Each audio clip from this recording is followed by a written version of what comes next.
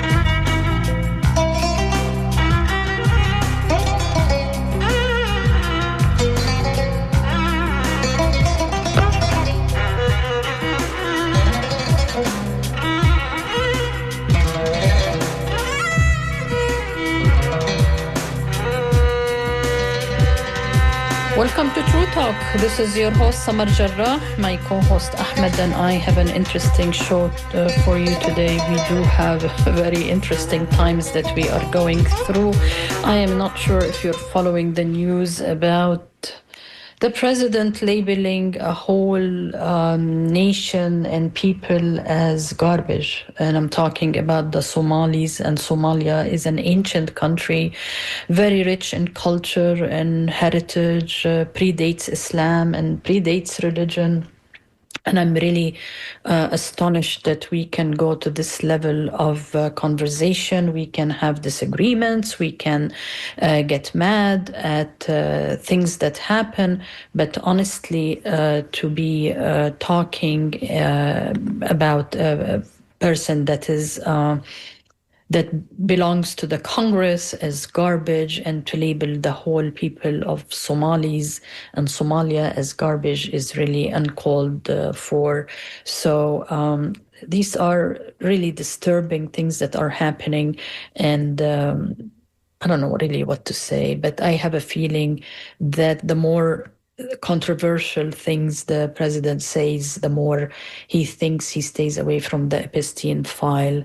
My co-host is joining me, Ahmed. Assalamu alaikum. How are you? Alaikum assalam, Samar. How are you? I am disturbed. By the way, it's pronounced Epstein. What did I say? I don't know. I sound a little bit different, but the Epstein files, and there's since last week was Thanksgiving, so we weren't on live, but things have happened since the last show we've had where we talked about the Muslim students at USF. That's another thing I want to, we were going to talk about today. The Muslim students at USF who were assaulted and harassed and disrupted due to while they're praying by these three perpetrators. There's been an update since then. Our show aired on Thursday. The next day, which was Friday, we held a press conference. I actually was involved in it. It wasn't True Talk, but I was involved in it.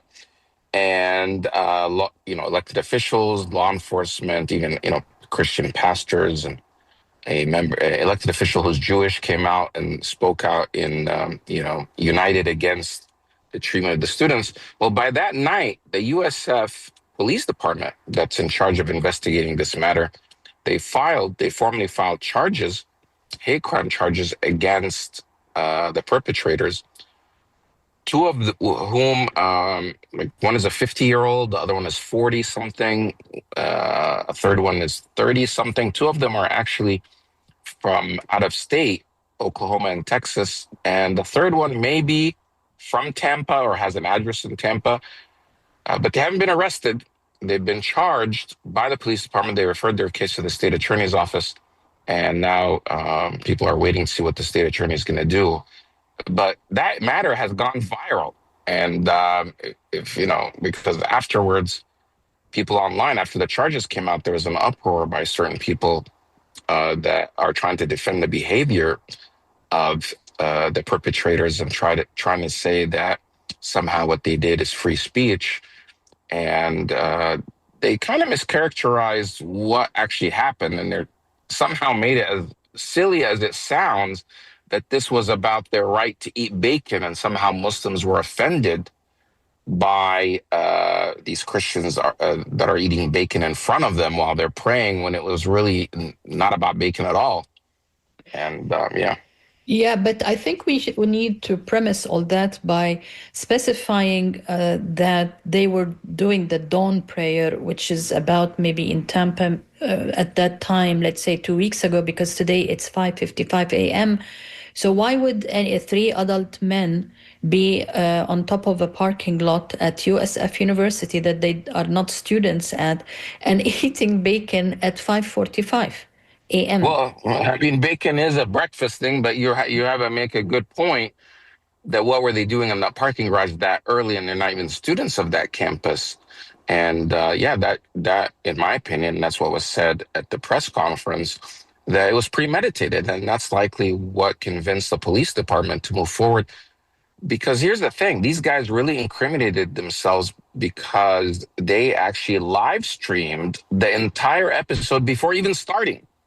So if you watch the live stream of their ambush, assault, whatever you want to call it, it actually starts, like a full minute before they even approach the students. They're walking on the top floor of a parking garage that's on campus of USF in the middle of campus. And they turn on the live stream. It's live streaming to YouTube. These are body cams or a GoPro that's like, they're wearing it like a body cam. So you're getting the point of view of one of the perpetrators. And they're walking in a parking garage. There are no students in sight. And they come to a parking garage, like a turn, and they're hiding behind a concrete block or a concrete structure inside the parking garage and peeking around the corner. And the guy that's filming or live streaming asks the others, are they praying yet? Are they praying? Which is basically meaning like they're looking for some students praying on campus. And as soon as they realize they are, and they wait until the students go in what's called like a bowing position. In Islam, the way that Muslim traditional prayer is done, there are like three positions. One, you're standing straight up. Second, you're bowing down, meaning like, just like taking a bow. And then the third is a prone position where you actually, in Arabic, it's called sujood or prostrating. Your forehead is actually on the ground. And they waited until they got into the sujood in this prone prostration position. And imagine that position, if a person faces in the ground, whether it's in yoga or anything else, you can't see what's behind you. You can't see what's around you. So they waited for them to get in that position, and then they're sprinting. You see them on the video sprinting all the way to the students, and and they get in position, and when the students like get up from that position, and they're on their knees, but sitting up, then they start yelling and screaming and saying, "Welcome to the," I forgot what he was saying, something like the sermon of the 12th Imam, and he's going on and saying the most vile, racist, religious slurs at the Muslims, all while they're in prayer. And the Muslim prayer is, once you enter the prayer and start the prayer, it takes about 5 to 10 minutes, but you can't just like stop praying and start talking to somebody. So if you're out there and you ever see a Muslim praying somewhere and try to get their attention or talk to them, they're not going to respond until they finish their prayer. It's almost like they're in this seclusion state with God, having a conversation. So when they finish the prayer, when they say Assalamu alaikum, which means peace be upon you, and peace be upon you, they say it twice, that's when that prayer actually is finished. So that's what they did. So everything just says about them that they were basically doing an ambush on these students. And how did they know about it? Because these students posted this activity, their event, at 8 p.m. the night before. So imagine that they posted it 8 p.m. the night before on their Instagram, inviting people, like other Muslim students, to come out. And these guys saw it and they came out. I want to mention, Ahmed, what happened maybe a week ago, is that by the time the press conference was over, and I think Facebook and several outlets were starting to write about it in some newspapers, and it was twisted and turned into a bacon issue. There is a guy, I think he is I'm looking at his Twitter feed. He's Derek. I don't want to say his last name, from the January 6th political prisoner, he calls himself. And he tweeted saying that what is wrong, breaking, several men now face felony charges for taunting Muslims during prayer with bacon. And bacon is capital letters, I'm not sure why, at the University of South Florida. Expletive, why are the Muslims getting special treatment? Last I checked, we still have free speech in this country. America is a Christian nation. And then he plays a segment of the press conference where the young the young students in his early 20s, maybe 20, and he was the imam, the person leading the prayer. And he started talking about this is what happened. And then he got emotional. He got emotional because these three adult men were saying the worst things that you can imagine about the Prophet Muhammad. So he relived this moment and cried. And then you comforted him. It took seconds. And then they turned it into, they edited this footage and said, Muslims crying because of bacon. And then you did something that I never expected in my wildest dreams to happen, because my co host has only 4,000 followers on Twitter, which is, or X. And then he said, Ahmed did this tweet, let's shut this down right now. No one is being charged for eating bacon. They're being charged because they hunted down students in prayer, surrounded them, threatened them, and live streamed the whole assault. If your defense is but bacon, you don't have a defense. And then Ahmed does a thread. Now, this tweet went viral. 1.3 million people saw it. It was favorited more than 38,000 times, 4,000 times retweeted, and 2,600 people made the comment. Never expected in my life that Ahmed Bedier will be getting millions of people interacting. However, Ahmed, what was disturbing is that when I went to Facebook, because I think WMNF had it as a news item. The local station, I can't remember which one, Florida news station, probably you know, TV station had it.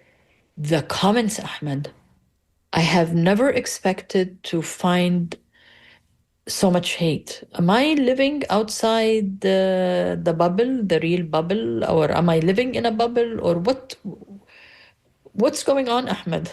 I'm disturbed. Yeah. What I Facebook has, I mean, you would think you usually associate X or Twitter, formerly known as Twitter, to be the place where all this unchecked hate goes, and you know, no censorship or no, they don't allow it. But it seems like Facebook is also going in that direction, and I think it's a reflection of a broader issue that's happening as far as a resurgence of extreme levels of Islamophobia across the nation, and if not across the world. I don't think it's happening by chance. We've discussed these issues before. But before I get into that, I just wanted to comment about what you said about the people that kind of mischaracterized what happened there and fabricated a video about the young man crying, or he wasn't crying. He got a little emotional, but they fabricated the clip to make it seem like he got emotional about the bacon, and this was just slicing the video clip. That's not when he got emotional. He got emotional, like you said, when he was recalling what they said about the prophet, and when he was recalling how his parents were concerned for his safety. It wasn't about the bacon. He didn't care. But now they made it like this is a fabricated clip. It's Derek, whatever his name is, from January 6th, whatever, people that was pardoned. He's kind of one of the leading figures that did all this, and it started circulating among January 6th type people. And there seems to be, and we're looking into this more, the connection between this rise in Islamophobia and January 6th. If you look at social media, I mean, when I say January 6th, meaning January 6th activists, J6ers as they call them, a lot of the people leading the hate against Muslims now tend to be J6ers. These are the people that rose up to do the insurrection against the election and after the elections on January 6th. A lot of the accounts that are attacking Muslims, Islam, this issue about bacon, kind of sounding the alarm about the Muslim takeover, the Sharia takeover. We're being, saying things like America's being invaded by Muslims, doing this like Muslim scare across the country. A lot of the accounts are J6 people. And it just seems Like, what's the connection? Somebody funding them? Is it because, are they just kind of prime people? Because J6ers were not necessarily talking about Muslims in the past. They were mainly talking about the leftists and the Democrats and, MAGA, or, these different things. So you and I have talked before about how reports about, and this is my suspicion, well, it's not suspicion because it was covered in Haaretz, that Israel is funding and doing geofencing. We had an expert on our radio show that talked about how Israel and the Zionist groups are doing geofencing to target churches and Christian groups. And geofencing, if you don't know what that is, it's basically, sending ads to people that go to churches. And how do they know who's going to the church? By using geofencing around churches. If you're a person, if your phone enters that area or goes through that area, then somehow tagged, that it will feed you specific ads or specific content that will either promote Israel or put down Muslims, Islam, Palestinians, etc. A lot of it is fake news. So I don't know if there's a connection. And then there's the other story that they're also giving these trips to pastors or paying pastors, stipends or other money to either post about or talk about, a pro-Israel narrative. So are these things connected? Whether they are or not, I think more investigation needs to be done. But definitely there are groups and people that are pumping out this hysteria against Muslims, when in reality, we're only 1% of the population. There's no Muslim takeover of the country. Sharia is not being implemented in America, but they're trying to scapegoat Muslims like Samar and I and somehow blame all things on us. And even somebody like Alex Jones now, this conspiracy theorist who has millions of followers, is getting in on the act. And it's just like, what's going on? I know, but what's funny, Ahmed, also is that not every Muslim is a religious person or observant or prays or even cares about the religion. Sometimes, you can be named Ali or Khalid or Muhammad, but doesn't mean everyone is a religious person or is interested in politics or cares about politics. But just for reference, I think we spoke to Nick Cleveland Stout and Eli Clifton, who these are the two journalists who actually, Ahmed, they did the legwork in the US. They are the ones who figured this story, and then Haaretz cooperated with them later on. But they are both Americans who live in the US, young journalists who are investigative reporters. And these are the two gentlemen that we had interviews with that were really, really disturbing. But something crossed my mind, Ahmed, maybe because the big names of MAGA are becoming, let's say, less pro-Israel, more aware of genocide in Gaza, talking about the Palestinians in a different way, talking about genocide, pronouncing the word genocide, Margaret Taylor, what was the last name? You know who she is. Maybe to counter their effect, and instead of talking to Matt Gaetz and these people, that the classical MAGA who supported Trump when he was running for election the first time and the second time, that somebody went to the J6 people and started to stoke Islamic fears and Islamophobia to counter the effect of MAGA. What do you think, Ahmed? Not sure why Ahmed can't get to me. Maybe he's... Yeah, I'm here.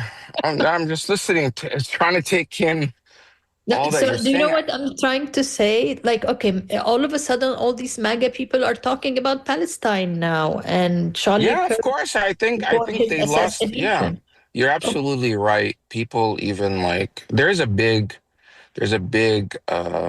fight right now, ideological fight for the future of MAGA and what it stands for. And MAGA, essential part of it has been from the beginning, whether you like him or not, is that it's America first.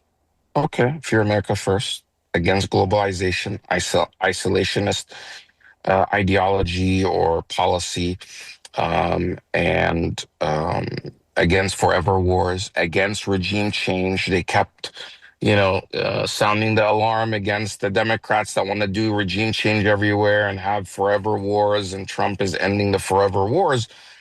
And now there's a big fight, especially now that, Trump has been reelected. And what's going to happen with MAGA in the future? Is it, going to be loyal to Israel and continue to send money? Because America first means don't send money even to Israel. So now that's a big, political fight that's happening for the future of MAGA. Or is it really purely America first, or is it America first with some exceptions like Israel keep, sending billions of dollars while Americans themselves don't have that? And you've seen that with Marjorie Taylor Greene, who had started becoming more and more outspoken against the administration for sending money to Israel. She called what's happening in Gaza a genocide, which was surprising to so many people and shocking to people that are like, even on the left, saying, how is it that we agree with Marjorie Taylor Greene on Gaza and what's happening there? And even some Democrats, the leadership in the Democrats is refusing to call it a genocide, and they want, the genocide to continue. So Tucker Carlson, Candace Owens, all these type of personalities. So one thing that post October 7th and the genocide has done is it has hurt the reputation of Israel greatly. Sympathy with Israel has gone down at an all-time low in America. Even polling for the first time shows that the majority of Americans are sympathizing for the first time ever more with the Palestinians and seeing Palestinians as the victims rather than the Israelis. It used to be like 40% more. Like that's the gap. They lost 40%. And now it's shifted the other way, not to that extent, but the majority of Americans, especially on the left and people in the middle, are seeing that Israel is the aggressor, and a lot of that is because of the genocide. So you are right that people are worried and they're trying to win back, and they think by putting down Muslims, reminding people that Islam is the enemy and it's the real threat, and dehumanizing Muslims, that somehow will make Israel more popular, because that's in their calculation. They think that's the case.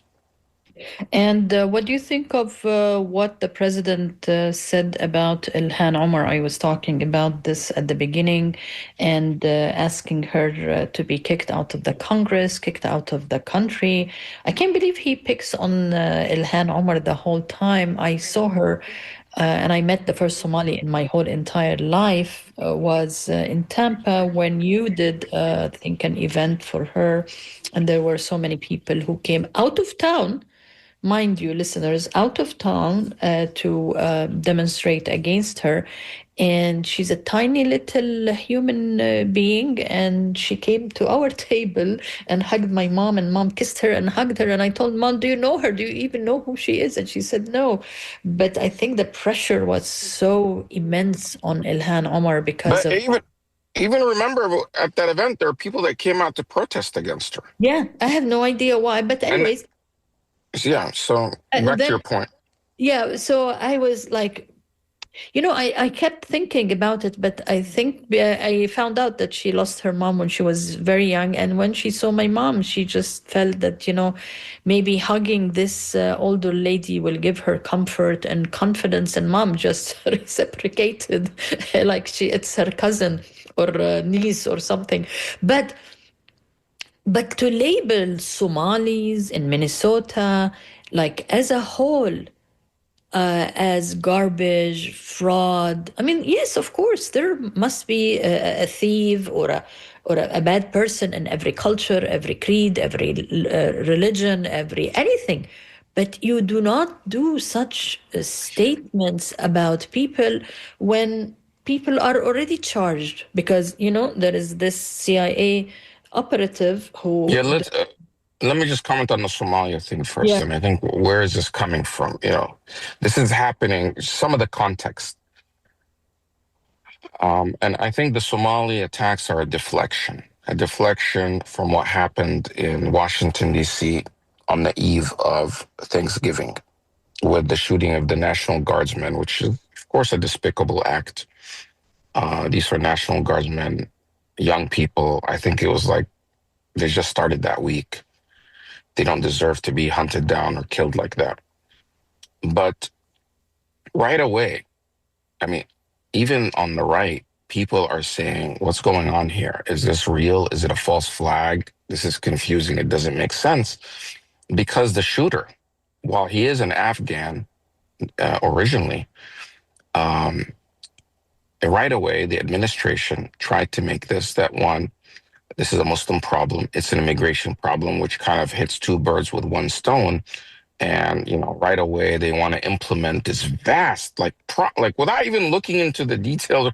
Right away, shut down all immigration, shut down people from the third world, especially from Muslim countries. Right away, on these pundits are blaming Islam and Muslims. Oh, we told you so. Then it emerged right away, like soon after, that this guy is not just any ordinary. The shooter is not any ordinary migrant, not any ordinary refugee. In fact, he had spent a decade working for the American government or the American military, specifically the CIA in Afghanistan. And in order to work for the CIA as a CIA operative or a CIA agent in Afghanistan, that means you're fully vetted over and over. It's almost like you're vetted every year. And what was he specifically doing in Afghanistan? He was part of something called zero units.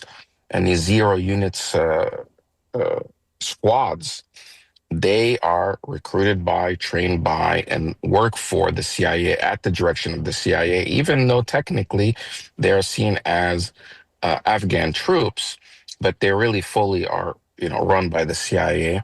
And he was specifically a part of something called the Kandahar Strike Force. How did people know right away? Is because that ID badge was on his person when he was arrested in Washington, D.C. He had it with him. And he was trained by CIA to hunt down. And that's what this, and ProPublica had done research about this. They published an article, I think, with the New Yorker in 2022 or 2023. The Intercept has written about these units before, and and Human Rights Watch has written about them. They called them like a death squad. Like, these are trained people. They do night raids in Afghanistan, breaking down homes, going in and just executing people without any questions. And at the direction of the CIA, there's no trial, there's no capture. They just kill people. And apparently this person had some, conflicting things. What happened? How did things change? Because when the Taliban was taking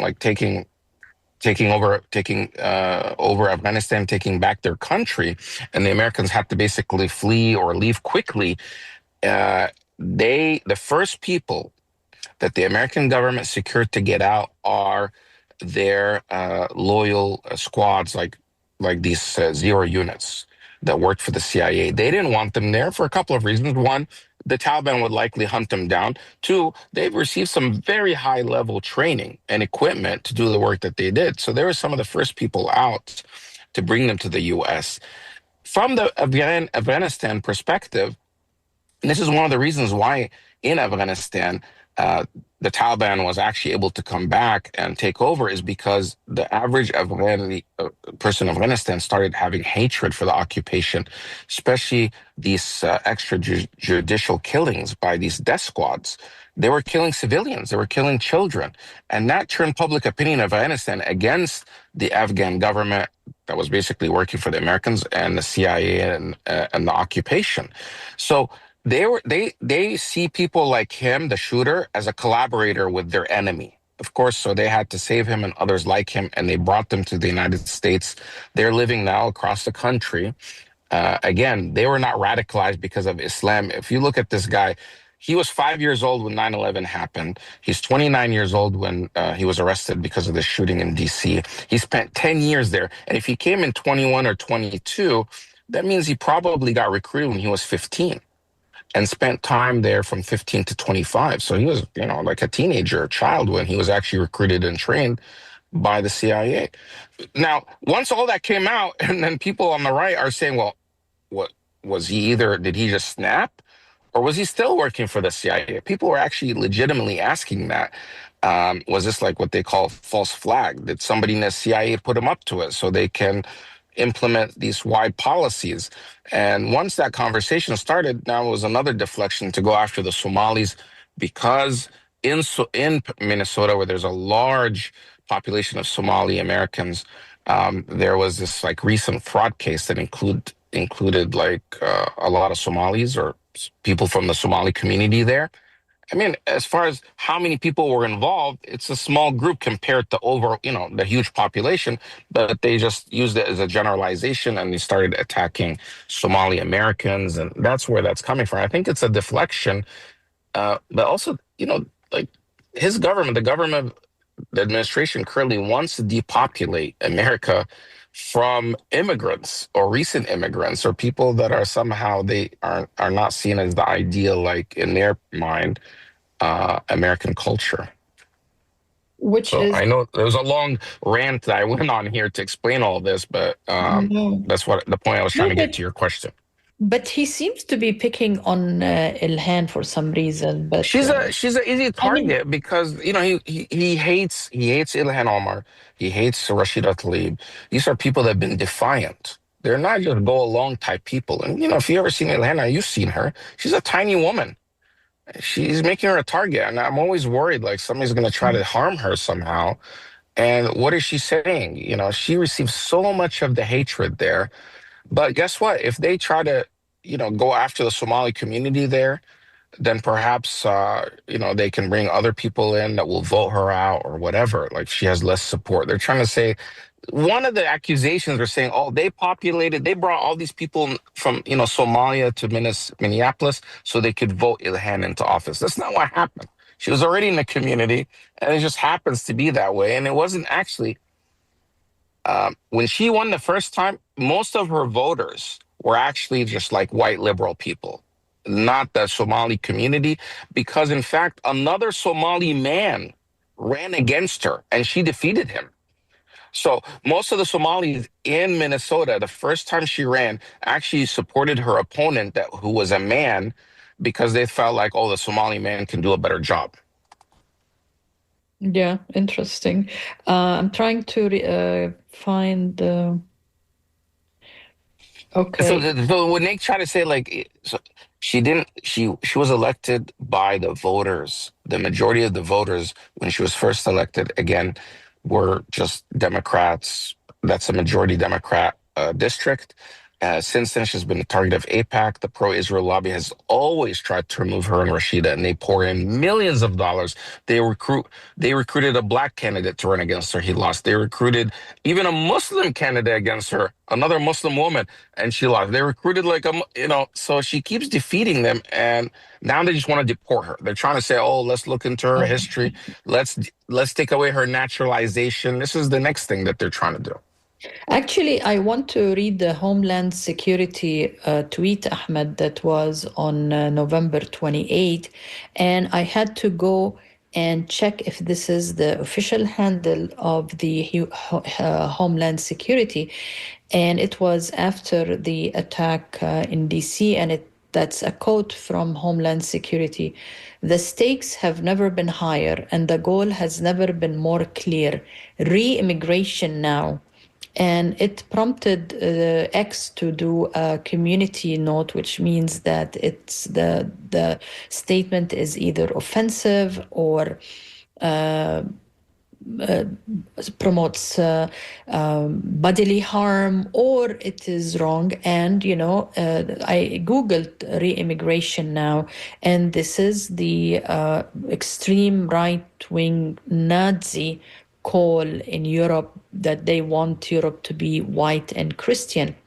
Now, why on earth would Homeland Security be talking about that? But this, again, it seems as if they were just waiting to this Afghani guy, which, by the way, our Fox News and all such right wing media are labeling him disturbed and mentally disturbed. And there were signs that he was psychologically disturbed because, of course, they turned out that there is a connection with the CIA. Had he been a Muslim with no connection to the CIA, he would be sane and he would be predetermined in his criminal act. But This was a trained CIA killer. This was like 10 years working for them in these night raids.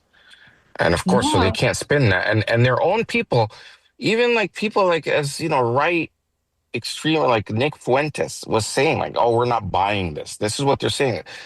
Tucker Carlson, others are like skeptical, like, who is this guy? And I think, and now it's bringing up other questions. Who killed Charlie Kirk? Like, there's unrest, like within the MAGA movement. They feel like they're being, lied to. Epstein files, like everything to them is just becoming a distraction. It's just like one thing after the other, and they're desperately trying to point it back to immigration, to Muslims, to others, to deflect away from these bigger issues that the right and MAGA cares about.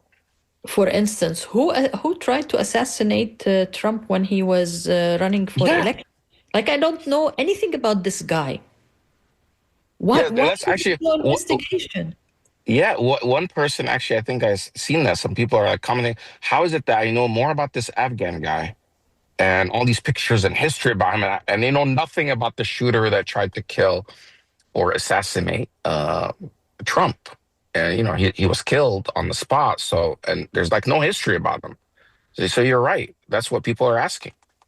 So, to go back to Homeland Security, if any of our listeners, and by the way, this is Truth Talk on WMNF 88.5 FM, if anybody is on X, go to the handle of Homeland Security. It's at DHS.gov.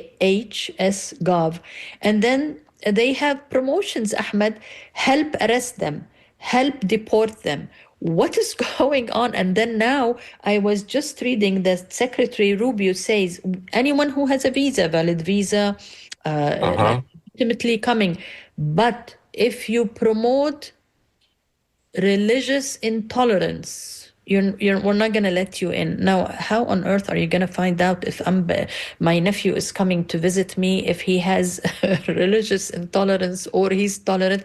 What about these people who are promoting Islamophobia and saying that Somalis marry each other, like the brothers and Of sisters are course. remarry, and that's the offspring of them, and the offspring is gonna be bad? I mean, I swear to God, I'm reading things and I'm thinking, maybe this is not true, maybe I'm dreaming, but it's true. There are people who are promoting these things. It's But so why disturbing would and so disgusting. But if it was any other group, there would be instant condemnation, instant uproar. But because they're targeting the tiny 1% that doesn't have, super lobbies, and then they can scapegoat them. They somehow accept it. And this idea that you think like, I've heard this over and over recently, or in several like conversations and debates online between pundits or people that are like put down Islam, and this is one of their other arguments. Oh, Muslims are inbred. Oh, they marry their cousins. Oh, they marry their siblings. Just made up stuff. Are there few families that do marriages between cousins? Yes, it happens, but it's not overwhelming. But by the way, it's actually legal in America in 19 states. So they make it's it seem legal? like Although, I mean, it's legal it's in the legal in Arab Europe. countries. It's legal all over Europe. It's legal throughout the world. But somehow they try to rewrite the rules and make something that's just so like normal, and they make it like it's so sinister. Um, and so you're right. There is this huge push now that somehow to go after the Muslims. Who's behind it? Who's funding it? Who's pushing it? And all these platforms, and even somebody like Elon Musk keeps retweeting some of Oh these God. wild accusations. It's just, what is your problem? Just leave us alone. Muslims are not a threat to this country. What's a threat to this country is doing forever wars. What's a threat to this country is bombing people in the middle of the Caribbean because they're on a boat and claiming they're, narco terrorists. Or what's a threat to this country is, pardoning a known and documented narco terrorist or narco guy that, brought into something like 50 tons, 40 tons of cocaine in the country, the former president of Honduras, that has just been released. So while you're saying that you're going after Maduro and in Venezuela and saying that that country, they're funding and trafficking in lethal drugs that are killing Americans, then why did you release the president of Honduras, the former president of Honduras, that has been proven to have trafficked tons and tons of cocaine into the country that contribute to the death of tens of thousands of people? Like, people are seeing a lot of these, the hypocrisy that's happening, double standards, and they're concerned. But uh, it's like there's so many things happening, like, one atrocity or one problem after the other, that people can't even keep up. It's not like one thing and then, you have time to, investigate it or try to get justice. It's just one thing after the other. And this is the problem. And we're, as a Muslim minority here, Muslims are concerned. Where's the future? And, it's like when people talk about anti-Semitism and the Jewish community feeling unsafe, what the Muslim community is experiencing, and not to what's the word? To try to have to compete, who's having it worse. But definitely, the Muslim community is under huge campaign right now to make them out somehow that they're the evil people in the world and a threat to America. I have to say, Ahmed, so many mayors in Minnesota and Amy Klobuchar, I don't know how to pronounce her name. So many people came out, and some journalists, mainstream journalists, came out and said, really what is being said by Trump and his cronies is really harmful. It's just a call for... it's pure racism, so we have to mention. But honestly, Ahmed, if you are if you are on X like me, the Somali people are really giving Trump a hard time, saying the Lord had said to Somalis, leave your country, your people, and your father's homeland, and go to the land I will show you. Genesis 12:1. So they keep saying God promised us this land, and they're using the same language, and they're making fun. The Somalis? Yeah, the Somalis are like they're trolling. Mm-hmm. They're trolling, and they're doing it humor. They don't want to get involved in politics. So my gosh. And some people think that they are really quoting the Bible. And getting mad. No, it's not written in the Bible. Of course, it's not written in the Bible. God is not a real estate agent. Right, and it says the amount of fabricated videos and AI stuff that circulates is just ridiculous. That these anti-Muslim people are using online, and you're saying, how are people just how is there so much hatred? This is the problem with social media. People watch and see things on their feed. Not everybody sees the same feed, and the way it's designed is it keeps giving you the viewpoints that you already agree with. So it's for some people, it seems like it's everywhere. It's, the Muslim scare is everywhere. And if you like one of those posts, then they'll keep showing you that stuff over and over. And the people that are pushing this material out know that. So a couple of things. One, in Minnesota, the Somali students, they were gathering at a park and they were screaming. So they take a small clip of that and start circulating it. And it seems like wild and seems like something weird is going on, and saying, they take a clip, they take it out of context and say, look what these Somalis are doing in the park. We can't even enjoy the park because, how crazy they're acting.